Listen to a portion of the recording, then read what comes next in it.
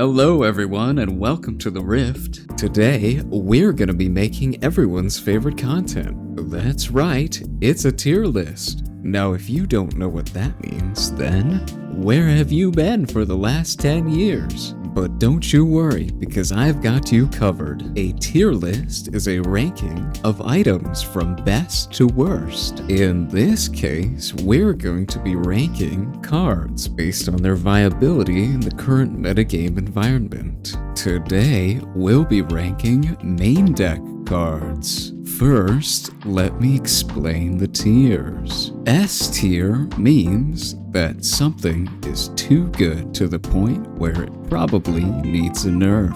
Things in this tier generally negatively impact the balance of the game or the overall experience of playing. A tier. Things in this tier are great, often meta staples, or very impactful in niche scenarios. B tier. Things in this tier are playable. They're good enough to see a moderate amount of play. C tier. These things are niche. Certainly playable in a few scenarios, but don't have many other uses. D tier. Things in this tier are bad, simply put. Now, before we get into our rankings, make sure that if you enjoy the content, that you like the video. And if you're feeling spicy, make sure you smash that subscribe button just as hard as you'd smash your favorite League of Legends champion. Starting off in D tier, there isn't really much to say about these cards other than I haven't really seen anybody play them. Cemetery Attendant is just too overcosted for what it really offers. I mean, discard pile recovery is usually pretty good. This is just too expensive for that effect, especially with the recycle cost. Same with the others, they're just kind of too expensive for what they do. Volibear being a 12 drop is really difficult to get out in some games. We'll talk about this a lot, but ramp as an archetype and Volibear ramp as a deck isn't really that good right now. People have been playing more low to the ground, low cost, aggressive builds of Volibear. Those tend to be more resilient to interruption and removal and other things. Trying to ramp into this as a 12 drop, it's not really good enough to be a payoff for that. Scrapyard Champion, again, it's just an effect that you can get for a lot cheaper, and often discarding 2 cards is sometimes too steep a cost to pay. Sometimes you'll just have like 1 card in your hand that you really want to discard, and you already have options for doing that with Jinx, so this card doesn't really offer much to any decks right now. Same with Undercover Agent, discarding 2, it's the exact same problems or the exact same costs. And even worse is that this is on a death trigger, not an on-play trigger, so you don't have nearly as much control over when this effect activates as you would with an on-play trigger. Moving into C tier, these cards have seen some level of play and experimentation, but they're overall just not great right now. And as I'm doing the voiceover for this after making the list, I should probably just put Heimerdinger down in D tier for now. It doesn't really do anything right now until we have stuff that it can actually utilize. I'll start over with Disintegrate. It's just too expensive for what it does. 3 is a decent number to hit, but not for 4 cost. And sometimes it doesn't even get the draw effect, so there's that as well. Cadrigrin.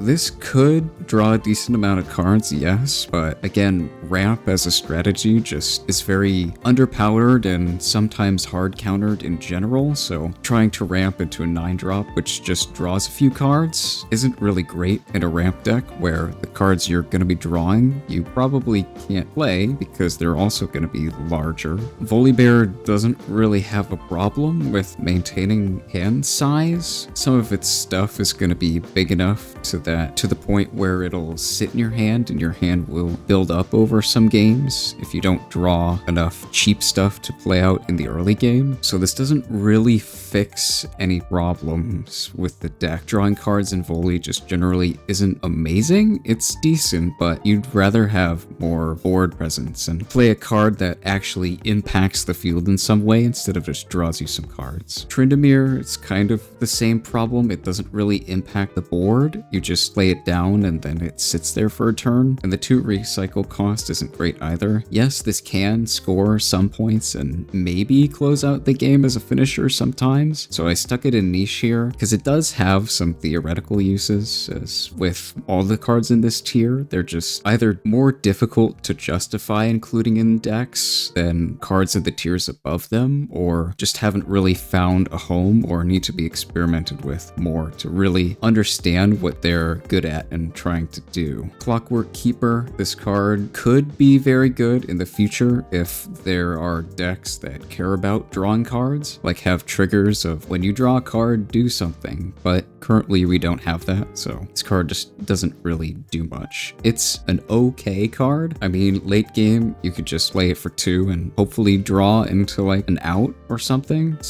that you need to win the game, but I'd say it's pretty niche. Unchecked Power, this card seems like it could be very strong. Board wiping both battlefields is obviously pretty good, but this costs 7 and 2 blue recycle. Victor usually doesn't play much blue, so having 2 blue recycle sometimes doesn't work. Also, this being a 7 drop is pretty expensive, so most of the time if you just play this, that's probably gonna be your entire turn. You won't really be able to play more cards after because this card's so expensive. And even if you want to do other stuff, you can't because it exhausts all of your things. So either you have to swing in with all of your guys and then play this, which blows up your own guys, so I don't know why you would want to do that, or you blow up the field and then just sit there because you can't attack. If your opponent plays really heavily into this card, obviously it can be pretty good and maybe it can just win you the game by itself, but most of the time people are going to be smart enough to realize that this is a card that they should be playing around and they're just not gonna overcommit into it. Potentially it could be in higher tiers if people experiment more and realize that card is necessary for some game states, but as far as I can tell, this is a niche card at best. Catalyst, it's again the ramp problem. You're paying 4 to not impact the board at all to get an advantage in later turns, which puts you behind in tempo a lot, which isn't really something you want to be doing in this game. Some decks, if they get an early lead, can just continue that lead throughout the game and wall you out if you're playing a ramp deck. Plus in Volibear, there's other ways of getting good ramp. Just playing a guy with 5 might is most of the time just better than playing this. It still could be used if, as the meta develops more, we figure out that you can actually like take your second turn off to ramp, but I really don't see that happening too often. Stealthy Pursuer, it really doesn't do anything when you lay it. It does just put a 4 might on the board, and that's decent, but you have to recycle for this. If you didn't, I think it'd be a bit better. There just isn't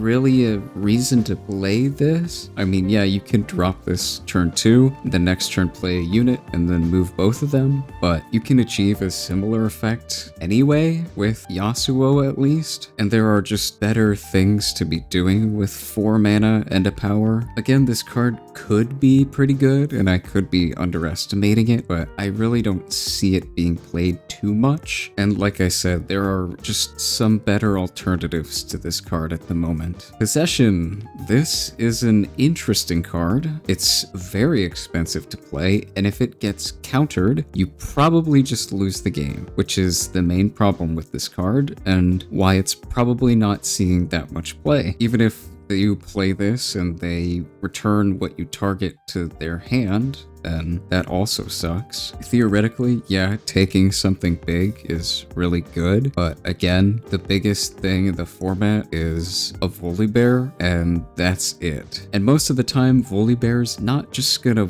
walk face first into this card. They're gonna play smaller units first and pressure you that way, and by the time it reaches late game, you may not even have the mana to play this card. It can sometimes be very good against Volley, but that doesn't come up too often, game, and that's pretty much the only deck that it's good against. No other deck really plays big stuff. I mean, taking a Yasuo with this might be good, but you're asking to get counterspelled if you're trying to do that, and that's not a very good play. In formats where ramp and big stuff is more prevalent, this card could be pretty good, and especially if we get sideboards, this card would be excellent, but right now we don't, so this card's not that great. B tier. This is where the majority of the cards in the game are listed, and I think that's a pretty good thing. It's a sign that the game is pretty well balanced to begin with, which I think is mostly the case. We'll get to some other cards later, but I think they've done a pretty good job so far at balancing this game overall, and this tier definitely shows that. I've put all the seals in here just because I think they're pretty much the same thing. Yeah, some of them are good in certain decks, and some of them are worse in others, but they have the exact same effect, and I'm sure once we actually get the full set that each of these seals will be able to find a home in something. These cards aren't the craziest thing in the world, they're pretty good, and if you play them early, they're even better, but drawing them in the late game can kind of suck sometimes, and especially if you draw too many of them, it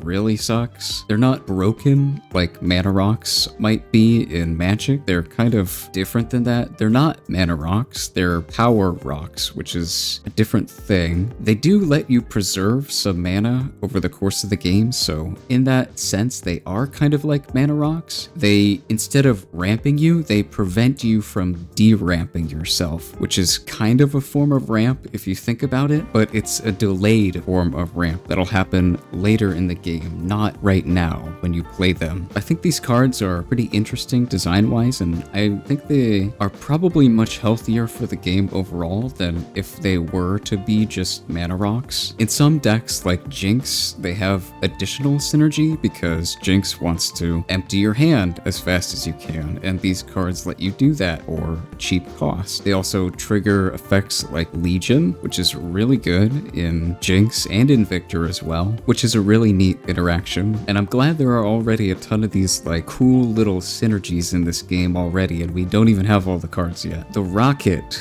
Alright, this card's decent. It's decently expensive in terms of what Jinx is trying to do. A 4-drop is more towards the top end of your curve in that deck, so you aren't going to be like chaining these or slinging out a bunch of them. It's more discard fodder that comes back to maintain card advantage, and in some instances, yes, you can just play it and deal 5 to something. The fact that it can target anything anywhere is really good. It can hit things in base, which is one of the very few cards in this game currently are able to do that, which is very interesting. It gives you some counterplay to people just stalling and trying to build up a big board to like overtake you with a pump spell or something, so that's pretty nice. And also just trade with something at a field so you can take it. It's overall, pretty good card. I think it's fairly statted and fairly costed all around. Brazen Buccaneer. This is what I'm talking about when I say Volibear has better ramp options than just playing a spell that ramps and doesn't do anything else. This guy reads as a 6-drop, but it's actually a 4-drop with 5 might, so it can trigger Volibear. It doesn't ramp you 2 runes like the other spell does, but it gives you 1, and it puts a 5 might body on the board, which is pretty good. And like I said before, Volibear doesn't really have too many problems with maintaining hand size, so the discard isn't really that big of a drawback, and it can even be a bonus when you're playing cards that we'll get to later that have effects that they get to activate when they're discarded, which is some additional synergy that this card provides for some decks like Volibear. I guess you could even play it in Jinx if you need more discard outlets, but I think there are better options for higher cost cards in that deck. Nox Hopeful. This card's pretty good. It again reads as a 4-drop, but is cheaper as a 2-drop if you have Legion, and the Legion effect is pretty easy to trigger. Just playing another card before this is quite easy to do, especially in Jinx. On turn 2, you just play a 2-drop and then play this, or on turn 1, you can play a rune after you've floated 2 mana and slap this down if you really want to. I mean, I guess you de-ramp yourself by 1, but if you have to make that play, then it's a play you can make. Later in the game, when you're playing a lot of stuff from your hand, trying to empty your hand so you can draw back up with Jinx, this card's great. The fact that it doesn't cost any power is really good. It's 3 might, so it's technically overstated for a 2 cost. This card's overall just really good. Honestly, probably should put it in A tier now that I'm thinking about it more. It's quite a good card. Legion Rearguard.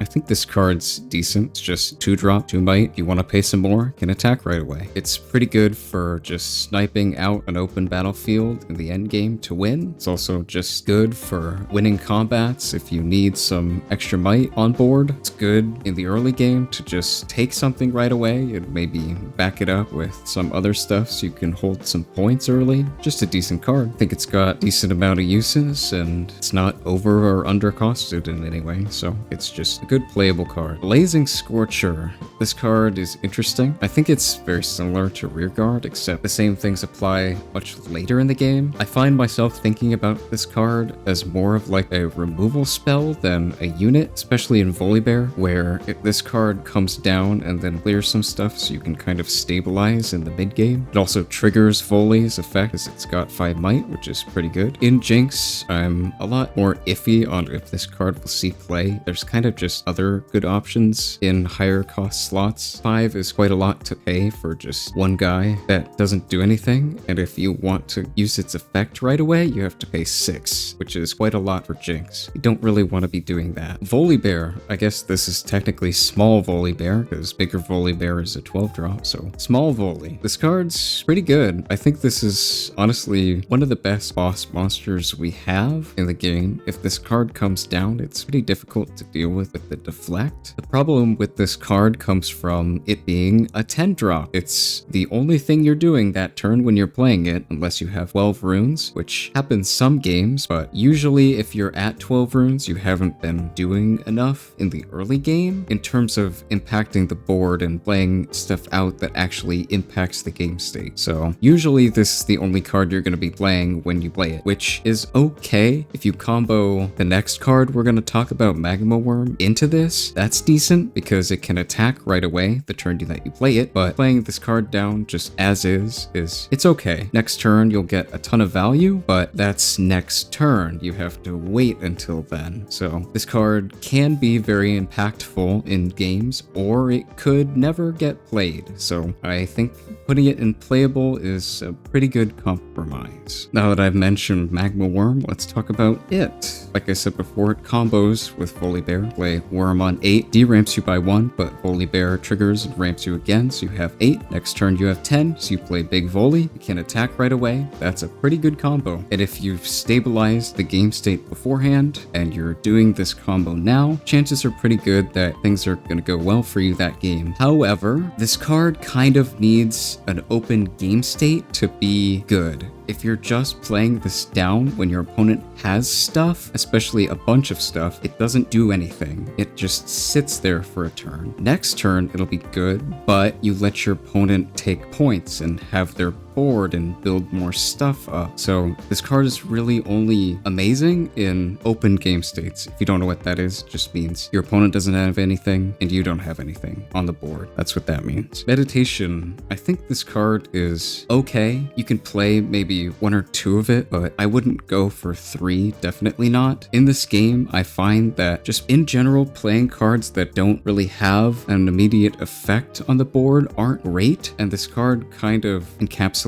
that philosophy. You play it, it draws you a card, which is okay, but you're not impacting the board, you're just cycling. And if you tap a guy to draw 2, yeah, that's some good card advantage, but you're tapping a guy, and you're playing this, so you're losing tempo against your opponent, when you could be playing another unit and attacking with the unit you already have instead of tapping it to draw 2. So I think this card's okay, and in a slower format where things are more control based and games turns are going a lot longer and the board isn't really being impacted as much, this card could really shine. But we're not really in a format like that right now. The format is very tempo focused, board based. Gotta get units on the board, gotta attack, gotta impact my opponent's stuff. It doesn't really lend well to just sitting there and accumulating resources. On guard, pretty good. It's only a 1 cost spell, so if you only have 1 mana up, you could still play it. I find a card we'll talk about later is just a little bit better in terms of a combat trick, but yeah, this card's pretty good. 1 mana, give something 2 might is pretty good, especially if you're playing Yasuo and you have 2 of these in your hand. You could play both for just 2 open mana, which is really good, but I wouldn't be including too many of these in my deck just for that niche scenario. I'd rather just play maybe 1, maybe 2 of this, but I really like a lot of the other interaction that Yasuo has access to, which we'll talk about later. Yeah, I just think other cards are more applicable to more scenarios or are better at maintaining your hand advantage. This card doesn't have the draw advantage of the other combat spell we'll talk about later, so I see this as a slightly worse option in that regard. Wraith, this card's pretty good. It's a 6-drop, so it's very expensive. If anything happens to it, you cry. If nothing happens to it, you're overjoyed because you're probably drawing a lot of cards. So playing a guy that you want to keep in base or protect and don't really want to put in harm's way is kind of counterintuitive to what this game is all about right now. Like I said before, just holding stuff in your base isn't really a great thing to be doing in the meta. With very aggressive decks like Jinx and pseudo-aggressive decks like Aggro Volibear and playing Victor in the mirror match, this card can sometimes be very good. It can sometimes just not do anything and be too slow to really get an impact on the board. So I've put it in playable for that regard. I think that's a fair compromise. Stormclaw Ursine. This is really the only ramp-ish card that feels good to play. Having the tank is pretty good, and ramping 2 is very good because it ramps 1 and Volibear ramps 1, so you get 2. It does kind of just sit there and do nothing when you play it, but it isn't that expensive at a 7-drop, and the bonuses you get for it next turn when you can attack with it and tank something is pretty good. And ramping 2 is decent too, so I think this card's perfectly playable. Mobilize. I think this is the better of the 2 ramp spells. Just having 2 mana to do stuff with on your turn and you don't really have anything else to play is more common than having 4 mana, definitely. I think this card runs into the same problem as the other ramp spell, just not doing anything on the board, just ramping you 1 and that's it, is not amazing. But turn 1, it doesn't really matter as much, and for less mana, it doesn't really matter as much as spending 4 mana and probably an entire early turn doing nothing. So for that reason, I'm putting this card above the other ramp spell in playable. It might turn out that it's a lot worse than that, or maybe it could be a lot better, who knows. But for now, I think this is a perfect place to put it. It seems like an okay card, so I'd say it's playable. Warwick, I like this card a lot. I think it's pretty cool. There are a lot of neat tricks you can do with it. You can trigger it multiple times per turn if you didn't know. So if Volibear ever gets a way to attack multiple times, that could be pretty good. And if you play any kind of damaging spell before you attack, then it just kills things. It does trigger volley with 5 might, so you're not actually losing the recycle when you play this. I think this card is decent. It has the potential to be a lot better, which is why I put it in playable. Currently, this card is just okay. I think there are better options to be playing around the 5, 6, 7 drop mark, but this card is never bad when you play it. It does kind of just sit there and do nothing when you don't have damaging spells in your hand. Misfortune, I'd say, is decent. The recycle cost on it is quite high, and for that, it might have to be put down in the lower tier. Who knows? It could be playable, or it could be pretty niche, but I think I'd like to give it a decent try and see how far the card can go, because the effect is really good. Even if it's not on a battlefield itself, you can still put other things directly onto fields, which is very good. You also play it to an open field, so if you play play it during the mid or late game, you just take a point out of nowhere. So it could take you your 8th point. If you just hold something, the other field is empty, you just play this and you win. So in that regard, I'm currently trying it out in Yasuo. I think it's decent, but it could end up that there are just better options to be playing instead. We'll have to see. Kayn, I think this card is pretty good. Now that I'm thinking about it more, maybe I'd move it up to A. I don't think it's quite on the level of cards up there just because it doesn't do anything when you play it, and it also deramps you by 1 with its power costs, so it's decently expensive to just sit there and do nothing. What you really have to do is play this when you have 8 so you can use it right away when it comes in. Playing this card down on like turn 3 or 4 when you can, and then next turn just going off with it, comboing it with like Yasuo's effect, its own ganking, it can attack twice then, it could sweep a battlefield, go to the other, hit something really hard, finish it off with like a pump spell maybe. This card's just really versatile. There's a lot you can do with it, a lot of neat ways. Something to keep in mind, however, is that it only doesn't take damage, so it can still die, which sucks when it happens. So you've really got to be mindful to play conservatively and carefully with this card because it's a big investment at 6 and a power. So the turn after you play it down, when you untap, you use Yasuo to move it, you'd better have some interaction in your hand because if you don't, you're screwed. I think this is a pretty skill testing card in that regard, just knowing and understanding what your opponent can have and the options open to them are extremely important when you're trying to navigate the field with this card. Understanding what interactions you lose to and how likely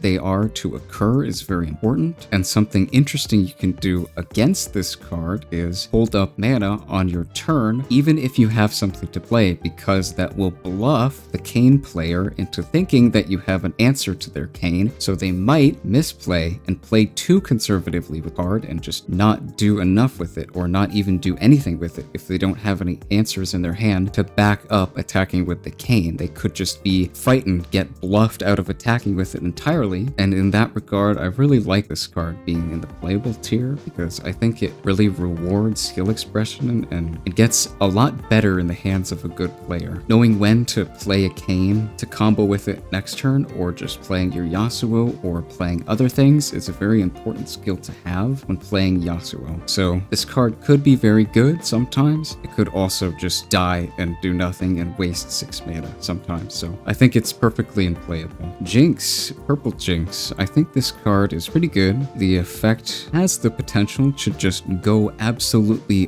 bonkers sometimes if you're discarding a lot of cards, but this card does kind of just cost 5 and a power and do nothing the turn that you play it unless you can facilitate untapping it right away. So sometimes it can contribute to tricky hands or just sit in your hand and not be able to really do much because you can't facilitate its full potential. But if you can reach its full potential, it's very good, especially if you attack on the field that lets you discard cards when you get it. This card has the potential to go crazy, and when you play this card and you wait a turn, if it lives, that's gonna do a lot. So I think this card has a lot of potential. It does also have the potential of doing nothing, so I think it's perfectly unplayable as well. Madden Marauder, this card's pretty good. The more I'm learning about interactions with this card and everything that you can do with it, the more I like it. The tank is nice. It doesn't come up that often, although it can save or protect some important pieces in Jinx or even in Yasuo. What I really like about this card is the pseudo removal effect. Just either pushing an opponent's guy off of a field is very good. If you can't beat that thing in combat, you can just move it away and then push one of your small guys into that field. So you take it. You don't even have to do combat. You can also re-trigger Yasuo with this card, which is very good. If you have him on a field, you untap for your turn, you play this, you move Yasuo back to your base, you can attack with him again, then you can use Yasuo's effect, the leader effect, to bring the Yasuo back to protect him if you need to. This card's overall just very versatile. It has a lot of uses, and I think those uses are good enough to put it into playable. Sometimes, yeah, this card just just doesn't really do as much if there's not anything relevant that you can target it with, or you can't utilize its full combo potential with something like a Yasuo. This card can be kind of mid as an overcosted 4 might, but I think the upsides and the combo potential that it does have warrant it a spot in playable. Cruel Patron, I think this card's very good. Killing something in Victor is basically not a cost, so most of the time this is just like a 4-drop 6 might if you kill a 1 might, so it's like a 4-drop 5 might basically, which is decent. It's a decent statted body, and if you have effects that trigger when you kill something, this card is even better. So I think it's just pretty strong card, decent, perfectly playable. Soaring Scout, this isn't as good as the other 2-drop die and do something we'll talk about later, but I think this card is pretty good. Just putting a guy out on the board early so you can take battlefields is really strong right now, and getting a rune when it dies is a decent effect, so I think this deserves a playable spot. The Victor Champion. Okay, this card is interesting. It is a bit expensive at 4 and a power for just a 4 might, but it has the potential to do a lot. Again, this game right now doesn't really reward just sitting in base and turtling up trying to resolve this effect a bunch, so a lot of the time you will have to swing with him and lose him, which sucks, but it is what it is. When this card is very strong is when you can afford to just trigger it multiple times. If you can protect it somehow or stop your opponent enough to where they can't threaten this card becomes very good. So again, unplayable. Can be very good, or it can just not do much. Machine Evangel, I really like this card. It allows you to play a bit more aggressively because you don't really care that much about it dying. You could even want it to die sometimes if you have a Victor on board or a Wraith. It'll get you advantage that way, but it is pretty expensive, 5 and a power for just a 4 might. It can be just a little too slow for that amount of investment sometimes. You have to wait for it to die to get the bonus effect on it, which can sometimes just be a turn too late. But sometimes this card is pretty good. Just getting effectively 7 might total for this card's cost is pretty good. And Harnessed Dragon. I think this card is potentially very good, but it needs some help with either ramp cards or a ramp deck that can really facilitate it. It has a very strong effect, and it is a very strong card, but it is very expensive, and that is a problem with a lot of the cards in lower tiers and some in this tier. It has the ability to kill anything on the field, so one of the few interactions that can snipe something in your opponent's base, which is very good, but sometimes you won't be able to pay the cost of this card because you've had to recycle too much in the early game to keep up with your opponent's pressure. So sometimes this card can just sit in your hand and not really do anything, or if you do play it, yeah, it does kill something, but that's your entire turn. You don't really get to do anything else except with stuff that you already have on board. So if you're losing against an aggro deck and they've got a bunch of small things, this card just is essentially worthless. But it could take out a key thing that your opponent is setting up, like if they play down Magma Worm and you're seeing that they're gonna Volibear and attack you next turn, it can kill that, and that's pretty good. But other than that, I don't really see this card having too many uses. It is a very good card just on paper. I don't really think it has the support necessary right now to really facilitate its full potential, so I'm just putting it in playable for now. Could be better, could be worse. We'll have to see when the set comes out. Now, A tier. The more and more I play this game, I find myself enjoying playing with the cards in this tier a lot more, as well as really appreciating all the design and balancing that has gone into these, because the game so far feels pretty balanced and pretty fun to play. And I think a lot of that just comes down to the well-designed and well-balanced cards in this tier and the previous tier. So starting off with the champion spells, Siphon Power. It's crazy. The spell's very good. It can just sometimes be an I win this combat button. This is one of the things you definitely want to hold your counter spells for, or just be mindful of when you're playing Yasuo against Victor. Even playing this card to just kill one of your opponent's things, because now you can beat over it and not die in combat, is still pretty decent. decent. A 1-for-1 removal at 2 and a power is not bad. Where this card is really crazy is potentially just using a bunch of tokens to wipe 1, 2, maybe even 3 of their actual cards that they played from their hand. Of course, that is pretty rare that you're actually getting that much value from this card, but the fact that it has that potential for just 2 mana and a power is crazy, and it's a reaction, so you can use this defensively too, to hold onto battlefields, which is also very good. I think this is one of the best, if not the best, combat tricks in the game right now. It's in contest with Last Breath and Discipline, which are also very good cards, but I think this card just slightly edges it out because of the crazy ceiling that it could have. I don't think this card is necessarily broken, but I do think it's pretty close. It can just feel kind of bad to play against it sometimes when you don't have an answer to it in your hand or can't afford to play around it, so you just have to run headfirst into it, and well, if they have it, then GG, I guess. Stormbringer. This is one of my favorite cards in the game currently. This card is crazy. This is such a good card, and it's so fun to play with. Just kill something and then WWE SmackDown somebody is crazy. This card costing 6 is on the higher end for spells, although Volibear can pretty easily facilitate this. They can even play a guy and then play this on the guy in the same turn. And even if you're playing this on something small, like 2 or 3 might, you could still end up wiping your opponent's battlefield if you're against some kind of aggro deck. So this card's really good. It's got a lot of uses, obviously. I think it's a very strong comeback card, at least for a turn, while you're down in advantage on the board, and it can sometimes just seal out games too. So this card could also sometimes be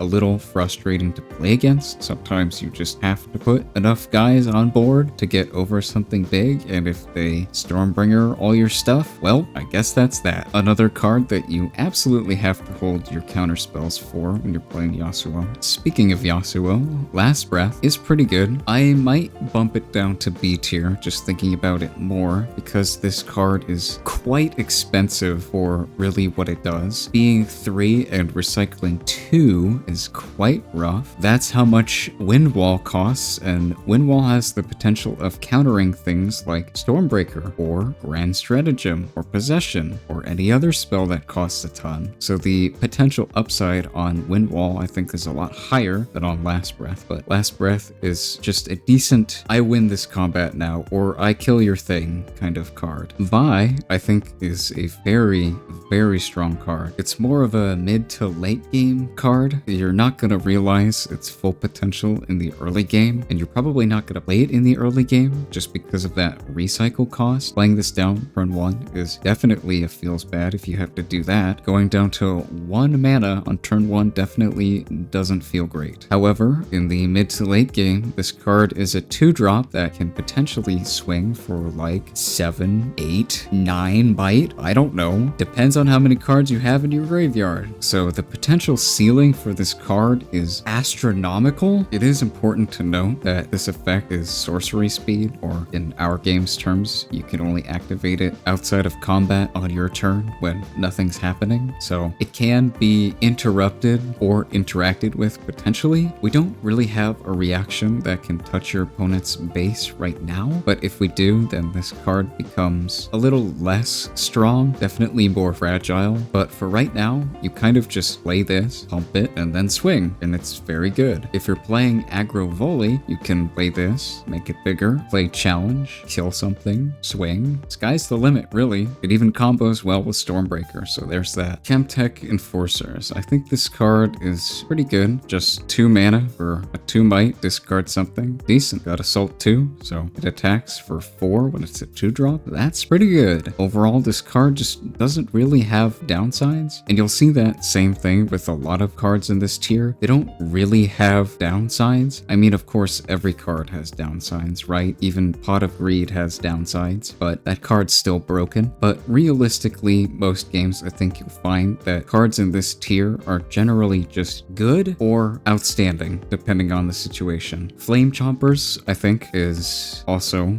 very strong. Just getting a 3 might for a single power, it's very good. Jinx discards a lot, so you could potentially put 1, maybe even 2 of these guys out in a turn if you draw well enough. And yeah, just 3 might for a power, that's pretty good. Even if you have to play it as a 3 might for 3, that's still not terrible. So even if you can't discard it, which is pretty rare, but I guess it can come up. Jinx, I think this is pretty good. Well, obviously it's pretty good. It's in A tier. This may be the best discard outlet in the game currently. Just 3 mana and a power, discard 2, get 4 might. It's got some good effects. You can attack with it right away if you want. Goes up to 6 when you attack with it. Yeah, this card's just stellar. Not really much to say about it. I mean, sometimes you don't want to discard 2 cards in your hand, but this is your partner champion, so you can just have it sit there until you need it. Defy and Windwall, I'm going to talk about these 2 cards together because they're similar, both being counter spells. I think both have arguments for being in A tier, and I think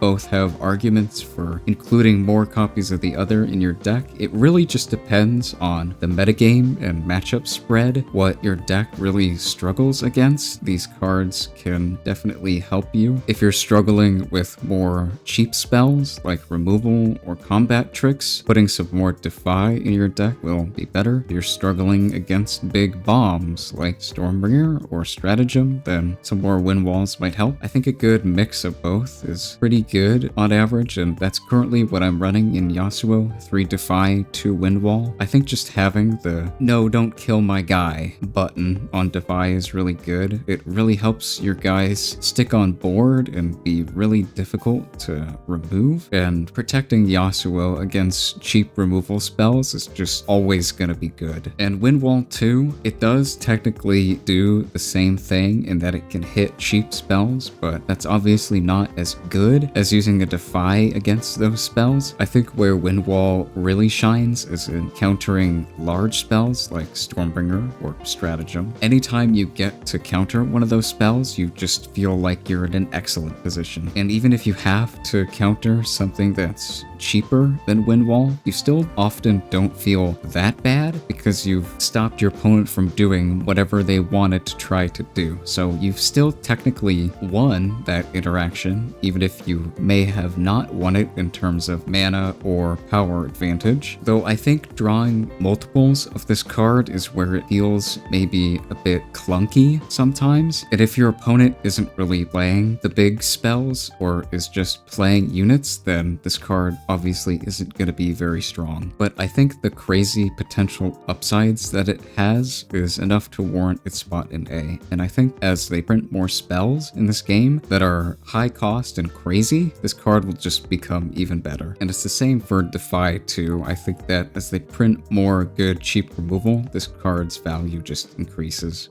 Discipline, I think this is a pretty good combat trick. I really like that it draws a card. For 2 mana and giving 2 might, it isn't that much more expensive than the 1 cost give 2 might. I think 1 mana to draw a card is definitely worth it. I find that in a lot of games, this deck might struggle to maintain enough hand advantage to really have options open for what you want to do, because Yasuo really shines when you have a lot of options open and you have your opponent guessing as to what you're gonna do. It's a very tricksy, reactive, interactive deck in that regard, and I think this card helps facilitate that playstyle a little bit better than the other combat trick. Just maintaining your hand advantage is sometimes really important and is definitely worth the 1 extra mana, I would say. Wielder of Water. I think this card's pretty good. It's just a 3 mana, 4 might. Above rate, that's pretty strong. Not really much to say about it. It's just there aren't any better options to be playing in low-cost slots in Yasuo, so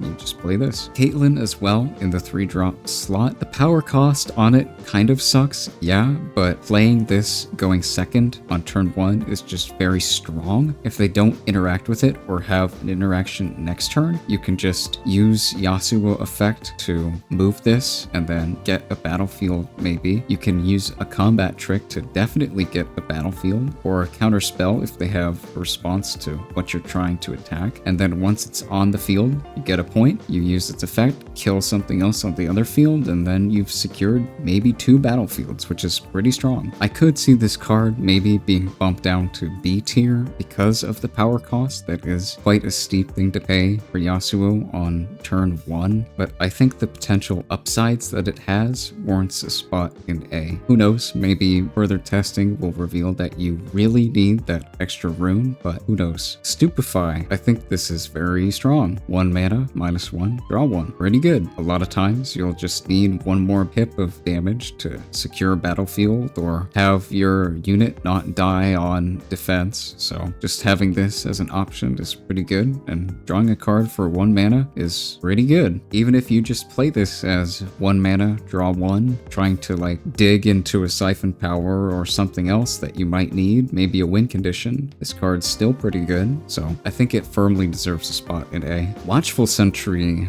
I also think this card is just great. It could be put down in B tier because this is an on-death effect to draw a card instead of an on-play. If it was an on-play, yeah, definitely A tier, maybe even like close to the top of A tier, because that would be very good. Just having a unit that comes down turn 1, draws a card, very good. Again, could be in B tier because of the on-death effect, but I think this card's overall just very strong, and there's not really a better alternative to play instead, so I think it deserves an A tier spot. Dead Bloom, I think this card could be A, could also be in B tier as well. It is quite expensive as an 8-drop, 2 power, but 8 might kill pretty much anything, probably win any battlefield against a matchup that isn't the mirror match. Volibear, I think, is pretty strong. Just slam this guy onto a field out of nowhere and kill everything on it is really good. And you don't even use that much power to play this guy because you get the ramp off Volibear. So, and the deflect cost on it is pretty small, but it sometimes matters. It's just an extra little incentive for them to try and not interact with it and try and stop you from winning a battlefield. Sometimes helps, sometimes just doesn't do anything, but that's not the effect you're playing it for. So it's just a little extra on top. This is definitely one of the better ramp payoffs, I would say, that we currently have. Although I think aggro volley does a decent enough job of just ramping into this on its own without the help of ramp cards because of Volibear's effect. So I think even in aggro versions of Volibear, this card is still pretty good. Snapvine, this card is great. I don't really think there's any downsides to it. You just play it and it kills something, and it doesn't even cost that much power because although you put 2 back, you still ramp with volley. So it only technically costs you 1. It's got 6 might as well for only 5 mana, which is above rate, and its effect is very good. So I think this card's just great. Challenge, I think as a combat trick or just as a removal spell, this card is pretty good. 2 mana and a power seems to be about average for what a removal spell or an interaction spell can do. And this is again just sometimes an I win this combat button, or it could be just used as a sorcery speed removal spell as well. It combos amazingly with Vi too, as I've mentioned before. I think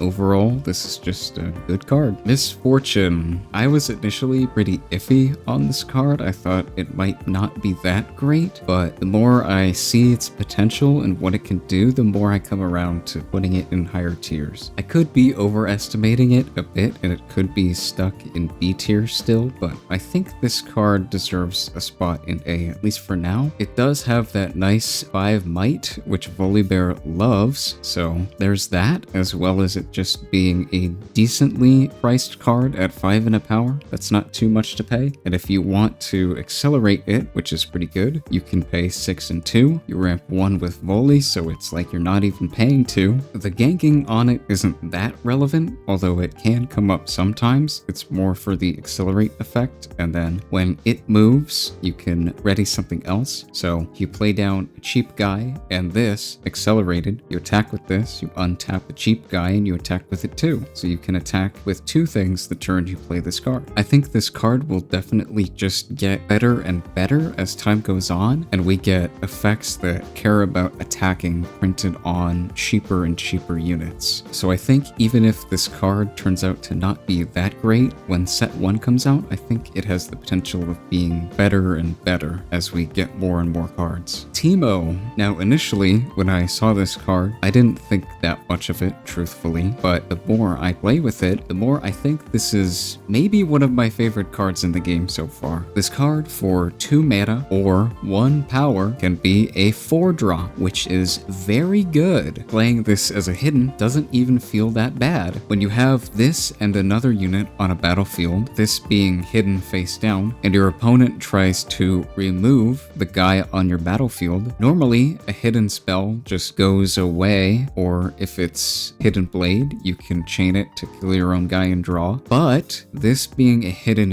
unit means that if they try to kill the guy that's face up on your battlefield, you can just respond with this and it doesn't die. So sometimes when your opponent is thinking that they're going to be able to kill the guy face up on your battlefield and take over that field, you can go, nope, I've got 4 might here now. Deal with it. And that's pretty strong. I think this card being 2 mana and 1 power is stellar. It's so cheap for 4 might, and in decks like Yasuo, you can just on turn 2 going first, play this for 2, and then move it for 2 with Yasuo. That's just so good. So I think this card definitely deserves an A tier spot. It doesn't feel oppressive or too strong, like deserving of an S tier ranking, so I don't think I'm gonna stick it in there, although I think 2 mana or a power for 4 might is pushing it a bit. This card is quite overstated the turn it comes down for what you have to pay for it, although it is balanced in the fact that you can't attack with it on its own the turn you play it, so there is that. It definitely doesn't feel as oppressive as the other cards in S tier that I'll talk about later, so I think it deserves a spot firmly in A. Traveling Merchant, I put this guy in A. It could go down to B, although I think it's a pretty good card overall. It doesn't do anything right away when you play it, but next turn it's a discard and draw outlet, which is very good. Jinx loves this card. Getting to attack with it multiple times definitely feels very good, although that probably won't happen very often. You usually just swing it in and then it dies, although even getting 1 trigger from it is still pretty good. I think just 2 mana, get a 2 might body, and cycle a card is pretty strong. Gust and Rebuke.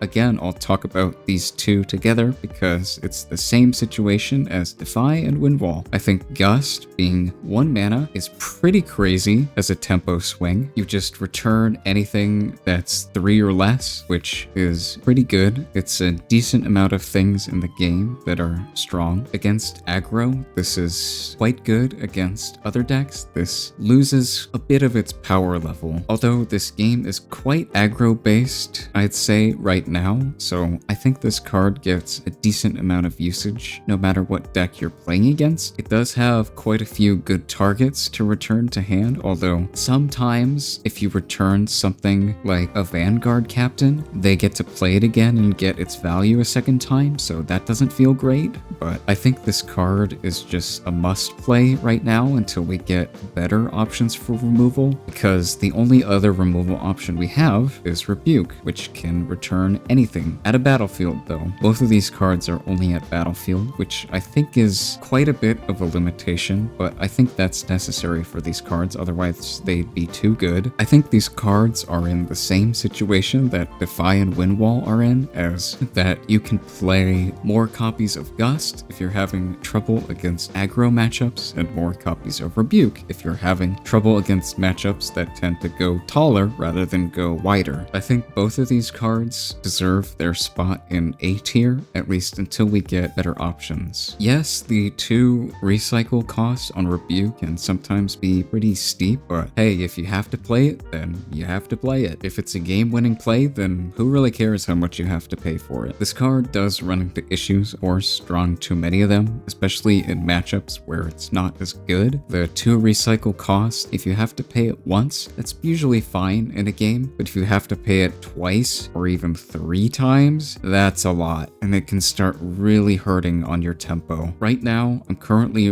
running, I believe, 2 of these in Yasuo and 3 Gust, I think. I'll have to check my list, but I think those are the ratio. Again, it's in the same situation as Windwall, where it's more expensive of an interaction option, but it is worth it in a lot of situations, so I'd run at least 1, probably 2. Vanguard Captain. This card's very good, even with the recycle cost of 1. I could see an argument for this being in B tier because of that recycle cost, but getting 5 might on the board for 3 is very good, and especially in the form of tokens, because your deck synergizes a lot with those. So I think this card definitely just deserves its spot in A. Most games it feels just like a very good play, nice solid play, gains you a lot of advantage, a lot of power on board for its cost. Manufacturer is in pretty much the same boat. You don't get quite as much might, and you don't pay quite as much of a cost. So, and you can play this turn 1 going second without doing anything else. So that is pretty good. You can play Captain on turn 1 and get its effect if you play a Seal first for 0. You float your mana, you put 1 back for Seal, and then you tap Seal to play this, which feels like a very solid opener turn 1 going second. So does Manufacturer, but Manufacturer has the upside of not needing to play another card to get its effect. It just does what it does. So this again could be put down in B tier because it's not as crazy of a ceiling, but I still think it is just a very good, consistent, solid play. Grand Stratagem. This card, if it goes off, is ridiculous. +5 is bonkers. Who thought that was a good idea? Yeah, it costs 6 and 3, but if you win the game with it, who cares? This card synergizes quite well with Victor's playstyle of just putting a bunch of small guys out on board, and then next turn you untap with them, slam this on the field, and watch your opponent want to die. I think this card's potential ceiling is maybe the highest of any card in the game, although its floor is also the absolute lowest. If it gets countered, you want to die, and if you don't have anything on board, congrats, this card does nothing. So honestly, this card may be able to be placed anywhere on this tier list, but for its crazy ceiling, I'd rather put it up towards the higher portions. Maybe you could put it in B just to say that, yeah, it's got a crazy ceiling, but its floor also sucks. Either way, A or B, I think it's somewhere there. And finally, last but certainly not least, we have the S tier, what I think are the best cards in the game, and probably need some adjustments. Yasuo, there could be an argument to put him in A tier. I think, though, he has a ridiculously high ceiling. Yes, he does cost 6 and 2 recycle, which is steep, but if you can play him and attack with him on the same turn, or play him, then next turn, move him, back him up with combat tricks and counter spells so he doesn't die, this card potentially can run away with the game by himself. The effect, if you didn't know, triggers after he attacks, so you can hump him and then attack and deal more than 6 to something, which is nuts. Or on the flip side, because also something important to know with his effect is that it says to an enemy here. So if Yasuo attacks and then gets removed from here, he's no longer here. So the effect doesn't deal damage to an enemy here because Yasuo's not here. So if you have a removal spell, make sure you save it for this card because it's very important to kill it as soon as you see it. If this card gets to sit on the field for more than a turn, you're probably gonna lose. And the Yasuo player should know that, so they should play with this card conservatively when they know they have a decent chance of pushing it through and backing it up with counter spells or other interaction in their hand, so this card can be frustrating to play against sometimes in the hands of a very good player. When the only counterplay options against a card is to hope you draw enough removal to kill it, that's probably a sign the card is too good. Hidden Blade is on here because it is ridiculous to just kill anything for 2 and a power. While yes, this card feels honestly pretty balanced in most matchups most of the time, the fact that you can just kill a 10-drop volley with a 2-drop is frankly something that shouldn't happen. This card should probably have some sort of restriction if they haven't already printed it into the set yet. A restriction like you can only target stuff with might 7 or lower, or can only kill something might 7 or lower, something of the sort like that to balance this. Because yes, while this card feels pretty standard and pretty balanced against most matchups in most situations, sometimes when you're facing a deck like Volibear, or even against something that just wants to play a big guy, killing it for 2 mana and a power is crazy. This card sometimes essentially just says, take away your opponent's mana for an entire turn. Yes, they still get to attack with a guy that they play, but if they play a big guy and you kill it, they've lost all that mana and all that tempo from playing that card that turn. So while yes, if they play a big guy, they get to swing with it, probably maybe kill something and get a point. If you don't play around that, because you should be playing around that when you have this card in your hand and you know that you can just kill the big thing that they've played, you don't need to commit anything to a battlefield to contest it. You can just let them slam down the 10-drop, swing into an open battlefield with it,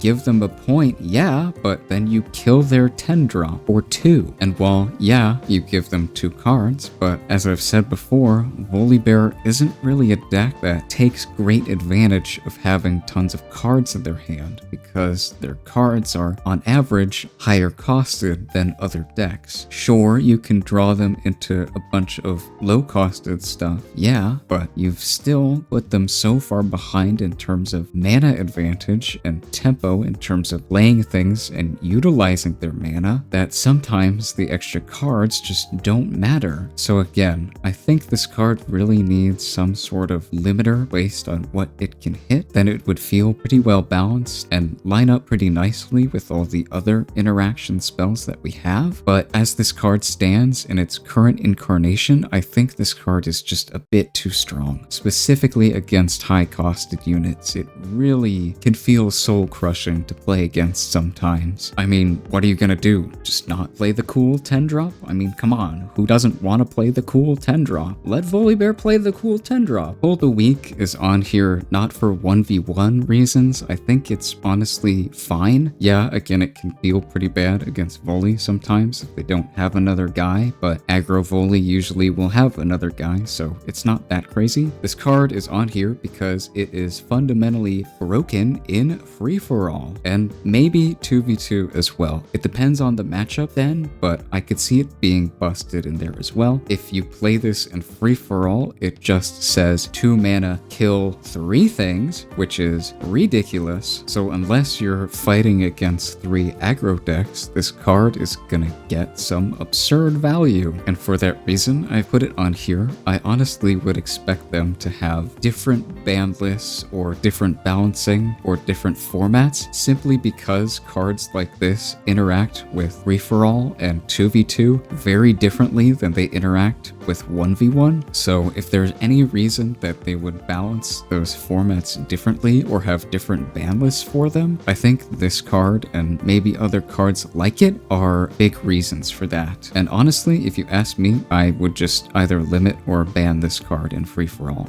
This card really doesn't mesh well with what the format is, and I really just think they didn't think about free-for-all when they were making this card. It seems like an interaction that slips through the cracks. decks. And yeah, that's about it. Again, I think my thoughts about all the cards in this game so far are mostly fleshed out, although I'll really need to playtest a lot more with this game and with the different decks to really get a grasp on what cards are more balanced and feel good to play with in the format and what don't, but I think I've got pretty solid understanding so far at least. By the time set 1 releases, I'll definitely have much more of a fleshed out understanding of both the cards in the game and the game itself. But for now, with a decent amount of games and spectated games as well under my belt, and thinking about and evaluating these cards for a decent amount of time, this is what I've managed to come up with. If you have any disagreements about my list or just want to yell at me, go ahead and do so in the comments. And with that, I think we've about wrapped up here, so thank you for watching all the way to the end. If you're still here, I really appreciate you guys sticking with my content so far. It's only going to get better from here, so keep an eye out for new stuff. I'm really enjoying playing the game so far. Interacting with the community and meeting people has been great, and the game is overall just a lot of fun to play, and it's going to be a lot of fun to collect too once it comes out in person. So, alright, I think I've rambled enough for one day, so I'll let you go. Take care.